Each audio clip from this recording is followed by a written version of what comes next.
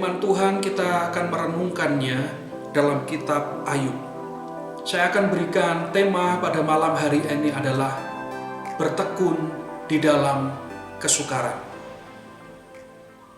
Pandemi COVID-19 yang melanda di Indonesia dan beberapa negara lainnya membawa dampak yang sangat luar biasa.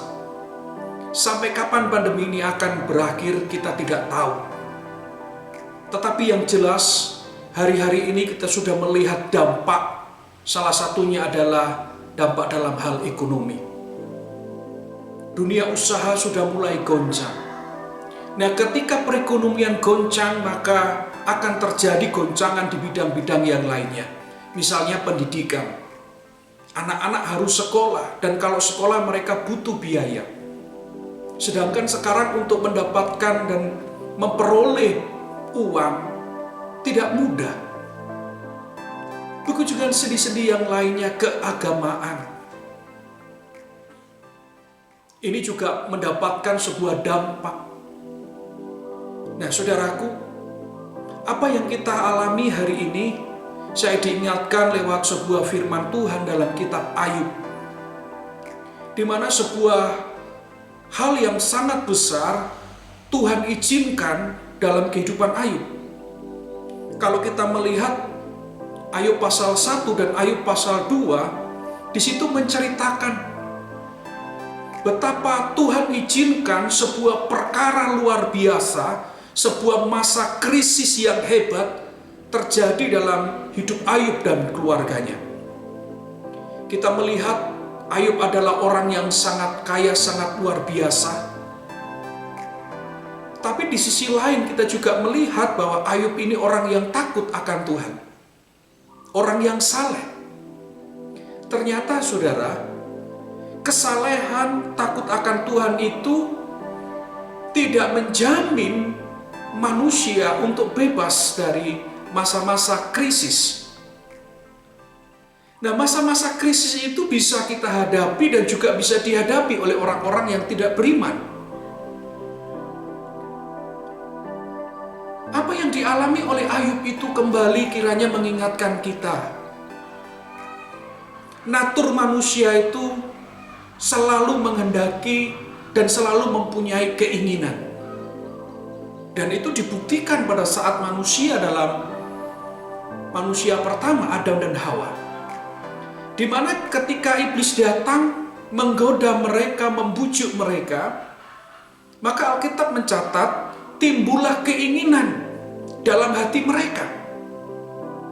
Sehingga akhirnya Adam dan Hawa jatuh dalam keinginannya itu. Begitu juga dengan manusia di zaman modern ini. Di era sekarang ini. Manusia kepengennya instan. Ketika mereka menghadapi masalah, ketika mereka diperhadapkan dengan masa-masa yang sukar, mereka kepingin instan supaya masa itu cepat selesai. Dan itu wajar sebagai seorang manusia yang memang memiliki kodrat seperti itu. Nah, apa yang dihadapi oleh Ayub ini adalah sebuah masa yang luar biasa. Dia digoncangkan, bukan hanya perekonomiannya, tetapi dia juga digoncangkan dengan orang-orang yang ada di sekitarnya. Dan bahkan orang-orang dekatnya pun digoncang oleh Tuhan. Sebuah pengalaman yang luar biasa. Sebuah pengalaman yang sangat membuat seseorang itu bisa menjadi shock, menjadi kaget. Saudara, kalau kita lihat cerita Ayub ini, semua harta milik kekayaan Ayub itu habis. Bukan hanya sampai di situ. Anak-anak yang dia kasihi, Ayub mengalami sebuah penyakit yang sangat luar biasa. Kalau kita melihat dalam Ayub pasal 2, dikatakan, kemudian iblis pergi dari hadapan Tuhan. Lalu ditimpanya Ayub dengan bara yang busuk, dan dari telapak kakinya sampai ke batu kepalanya. Lalu Ayub mengambil sekeping beling untuk menggaruk-garuk badannya sambil duduk di tengah-tengah abu. Sebuah penyakit fisik yang dialami Ayub begitu luar biasa. Jadi goncangan demi goncangan Tuhan izinkan terhadap Ayub, yang notabene adalah orang yang takut akan Tuhan, orang yang saleh. Tetapi goncangan itu Tuhan izinkan, bukan hanya satu goncangan, tapi 2 goncangan, 3 goncangan, dan goncangan-goncangan yang lainnya. Sebagai manusia normal, saudara, kita akan mempertanyakan ini. Kenapa Tuhan, Engkau izinkan ini terjadi? Aku sudah habis, Tuhan. Aku sudah tidak punya apa-apa. Aku sudah tidak bisa berbuat apa-apa. Sampai suatu ketika, saudara, istri Ayub sendiri, dia berkata begini, masih bertekunkah engkau dalam kesalehanmu? Sebagai manusia lumrah, kalau kita mempertanyakan akan hal ini. Dan istri Ayub pun mempertanyakan ini di hadapan Tuhan dan juga di hadapan Ayub. Dia berkata begini, masih bertekunkah engkau dengan apa semua yang kau hadapi hari ini? Engkau sudah kena masalah ini, engkau dapatkan masalah yang baru. Dan bukan hanya itu, tapi engkau juga sakit. Masihkah engkau bertekun dengan Tuhanmu? Masihkah engkau punya integritas terhadap Tuhanmu? Masihkah engkau mempercayai Tuhanmu? Masihkah engkau berharap kepada Tuhanmu? Dan masihkah engkau yakin dengan Tuhanmu? Dan pertanyaan itu mungkin juga menjadi sebuah bagian dalam kehidupan perjalanan kita hari-hari ini. Mungkin ada orang-orang yang sudah mulai mempertanyakan, Tuhan, apakah engkau ada? Tuhan, kenapa engkau tidak tolong saya? Tuhan, kenapa engkau izinkan semuanya ini terjadi? Dan pertanyaan-pertanyaan itu bisa saja terbersit dalam benak kita. Istri Ayub berkata, masihkah engkau bertekun dalam kesetiaanmu?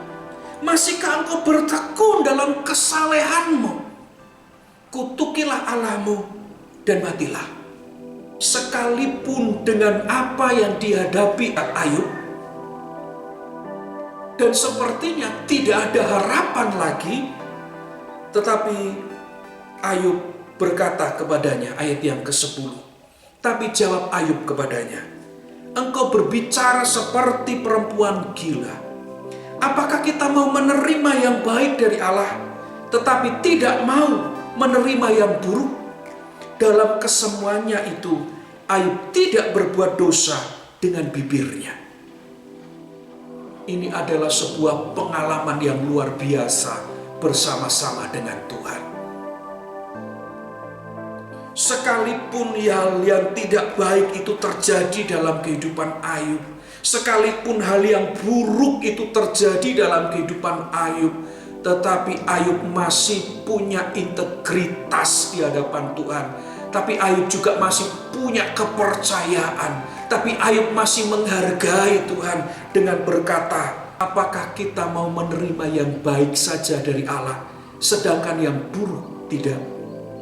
Dalam kesemuanya itu, Ayub tidak berbuat dosa dengan bibirnya.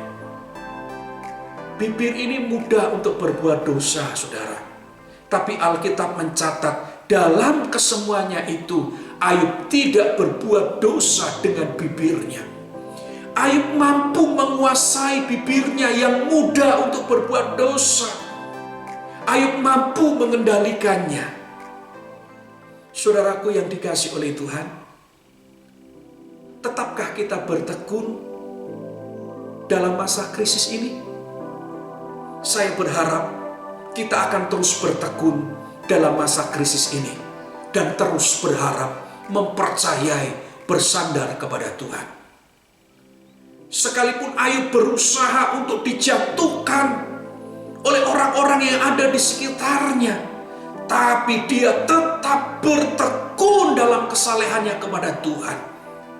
Sekalipun apa yang dihadapi, tidak memberikan sebuah kenyamanan dalam hidupnya, tapi Ayub masih tetap bertekun dalam kesalehannya kepada Tuhan.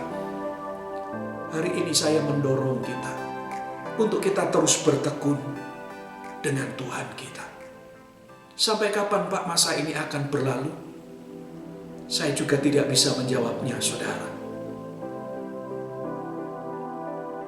Tetapi satu hal, kalau masa-masa ini Tuhan izinkan terjadi dalam hidup kita, mari kita tetap bertekun dalam masa krisis ini dan mempercayai Tuhan dalam hidup kita.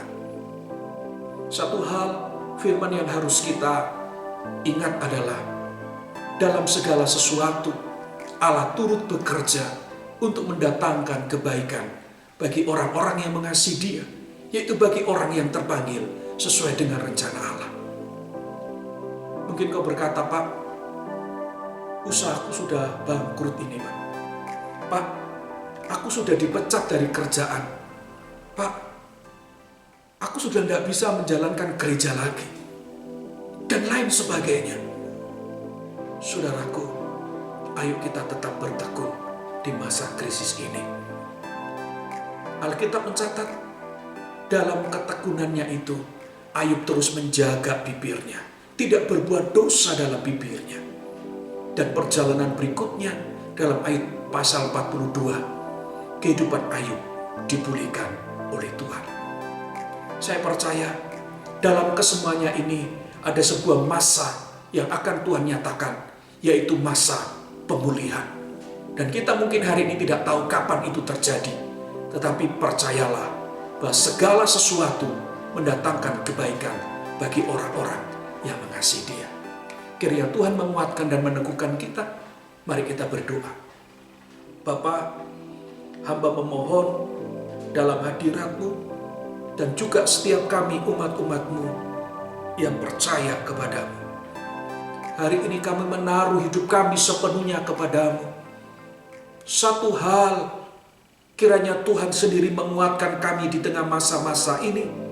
Dan Tuhan memberikan kepada kami petunjuk hikmat dalam menghadapi masa-masa sukar ini.